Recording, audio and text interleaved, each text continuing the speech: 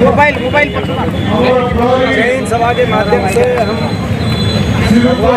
सामने भुवनेश्वर से हमारी देश के सशस्त्र बलों को, हमारे देश की सेना फौज को नमन करते हैं, उनका आभार व्यक्त करते हैं जो ऐतिहासिक पराक्रम का परिचय ऑपरेशन सिंदूर में हमारे देश की सेना ने दिया है। पूरा देश एकजुटता से हमारी देश की फौज के सशस्त्र सेना के साथ आज भारतीय कांग्रेस कमेटी की ओर से खड़गे जी के निर्देश अनुसार और राहुल जी की प्रेरणा से 15 जगह देश में जय हिंद सभाओं का आयोजन किया जा रहा है।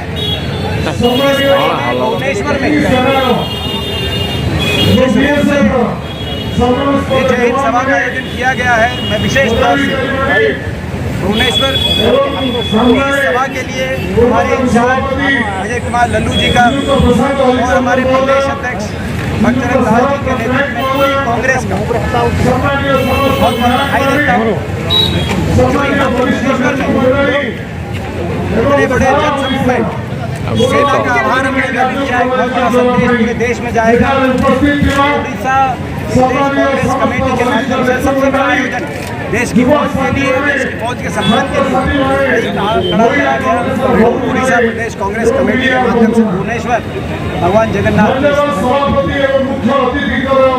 हमारी मांग है कि देश की सरकार एक विशेष सत्र बुलाए। इस सत्र के माध्यम से सबसे पहले हम एक प्रस्ताव पारित करें, एकजुटता के साथ हमारे सशस्त्र बलों के सम्मान में उनका आभार प्रस्ताव धन्यवाद करते हुए, ताकि दुनिया में संदेश जाए कि 40 करोड़ का देश अपनी फौज के साथ।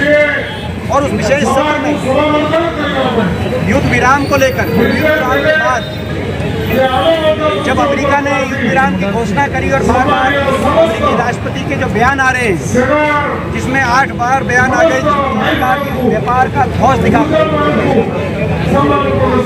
इसके बारे में सरकार अपनी सारी बात रखे और आगे की रणनीति देश की एकजुटता से बनाए कि किस तरीके से आतंकवादियों को पूरी तरीके से नष्ट करने की आगे की क्या रणनीति रहेगी। क्योंकि देश की एक भावना थी, बड़ी जिम्मेदारी से पूरे देश की सरकार का समर्थन किया। देश की भावना थी कि इस बार पाकिस्तान के दांत खट्टे किए जाए और देश की फौज आगे मार्च करे, ये भावना थी देश। लेकिन अगर युद्ध विराम की घोषणा हुई तो आगे की क्या रणनीति रहेगी, आतंकवाद को मूलतः कैसे आगे नष्ट किया जाएगा, इस बात पे चर्चा आवश्यक है। कई बातें ऐसी कही गई हैं अमेरिका द्वारा और IMF द्वारा भी 1 अरब से ज़्यादा अमेरिकी डॉलर का ऑपरेशन सिंदूर के बीचों बीच पाकिस्तान को दिया गया।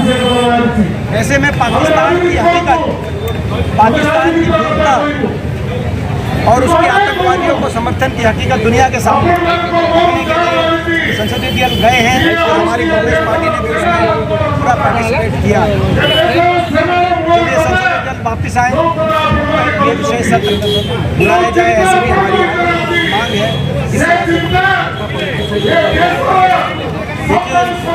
भारतीय जनता पार्टी जो देश की एकजुटता का भाव था, उस एकजुटता के भाव को अगर किसी पार्टी ने तोड़ते हुए अपनी राजनीतिक अनाप शनाप बयानबाजी शुरू करी तो भारतीय जनता पार्टी ने शुरू करी। आपने देखा वो कौन नेता था जिसने कर्नल सोफिया कुरैशी को आतंकवादियों की बहन बताया। भाजपा के एक मंत्री मध्य प्रदेश के, आज तक वो मंत्री बने हुए, कोई कार्रवाई नहीं। वो कौन है सांसद था जिसने कहा कि पहलगाम की घटना के लिए जिन बेटियों का सुहाग उजड़ा वही जिम्मेदार है। भाजपा के हरियाणा के सांसद रामचंद्र का, आज तक उन पर कोई कार्रवाई नहीं।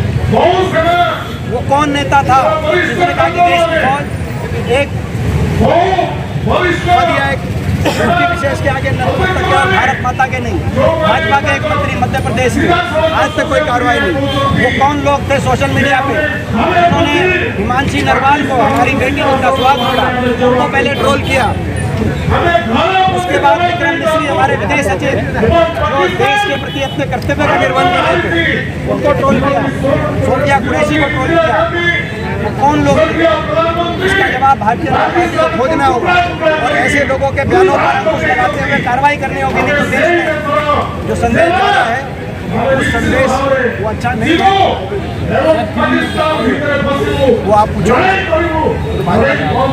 सर, पाकिस्तान के ऊपर जो रेस्ट्रिक्शन लगाए गए हैं वो सिंधु नदी हो या दूसरे कुछ, उसके बारे में क्या कहना चाहेंगे? जो फैसले सरकार ने नहीं कर दिया था जी, ऐसे सरकार लेगी उसका साथ में उठाएगी लेने में, चाहे वो सिंधु के जल को या इंडस वाटर ट्रीटी को कैंसिल करने की बात है।